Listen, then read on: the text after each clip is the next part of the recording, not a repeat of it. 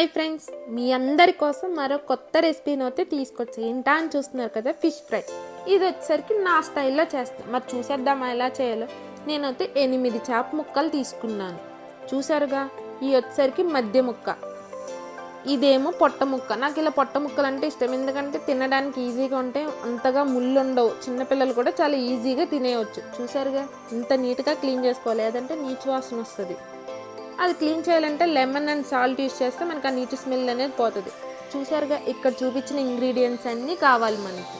First అయితే 2 spoons కారం తీసుకుందాం, ఒక 1/2 స్పూన్ పసుపు, దానికి సరిపడా ఉప్పు, గరం మసాలా, నెక్స్ట్ 2 స్పూన్స్ అల్లం వెల్లుల్లి పేస్ట్.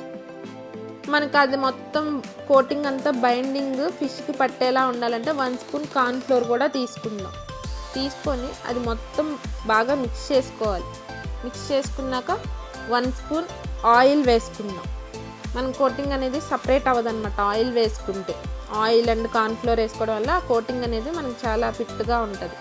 నెక్స్ట్ 1/2 ఏమో లెమన్ వేసుకుందాం. మధ్యలో పుల్లగా కారంగా తగులుతూ ఉంటే తినడానికి చాలా బాగుంటుంది కదా. మనం ఇప్పటిదాకా వేసిన ఇంగ్రీడియంట్స్ అన్నీ బాగా మిక్స్ అయ్యేలా కలుపుకోవాలి. మీకు కనుక హాట్గా ఉంటే 1 or 2 స్పూన్స్ వాటర్ యాడ్ చేసుకొని కొద్దిగా లూజ్గా అయ్యే వరకు మిక్స్ చేసుకుని తర్వాత మనం ఇందాక చూపించిన చేప ముక్కలన్నిటికీ ఆ మసాలా అనేది బాగా పట్టించాక 1 or 2 అవర్స్ ఫ్రిడ్జ్లో పెట్టుకోవాలి. లేదు మీకు అంత టైం కూడా లేకపోతే ఒక 30 minutes అయినా ఫ్రిడ్జ్లో ఉంచుకుంటే ఆ మసాలాలన్నీ ఫిష్కి బాగా పడతాయి. నెక్స్ట్ స్టవ్ ఆన్ చేసుకొని ప్యాన్ పెట్టుకొని 3 to 4 స్పూన్స్ ఆయిల్ వేసుకొని మనం మ్యారినేట్ చేసిన ఫిష్ పీసెస్ అన్నీ చక్కగా ప్యాన్ మీద ఈవెన్గా పెట్టుకోవాలి. ఎందుకంటే ఒకదాని మీద ఒకటి పడింది అనుకో, సగం ఫ్రై అవ్వక అలా ఉంటుంది. సో అన్నీ మనం కరెక్ట్గా పెట్టుకుంటే ఈవెన్గా ఫ్రై అవుతాయి అన్నమాట. So and next 1 more point ఏంటంటే, మీరు సిమ్లో పెట్టుకునే ఫ్రై చేయాలి, అప్పుడే లోన్ వరకు కుక్ అవుద్ది.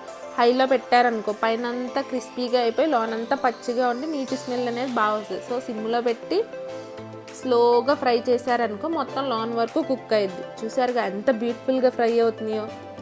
5 to 10 minutes తర్వాత నెక్స్ట్ సైడ్ తిప్పి అటువైపు కూడా బాగా ఫ్రై చేసుకుంటే మన ఫిష్ ఫ్రై అయిపోయినట్టే. అందరికీ తెలిసిన ఫిష్ ఫ్రై, కాకపోతే మనిషికి ఒక తీరుగా చేస్తారు. ఇది నేను చేసే పద్ధతి అనుకోండి. మరి మీ అందరికీ నచ్చిందా? ట్రై చేస్తారా? ట్రై చేసి ఎలా ఉందో కామెంట్ చేస్తారా? చూడండి ఎంత బ్యూటిఫుల్గా ఫ్రై అయిందో.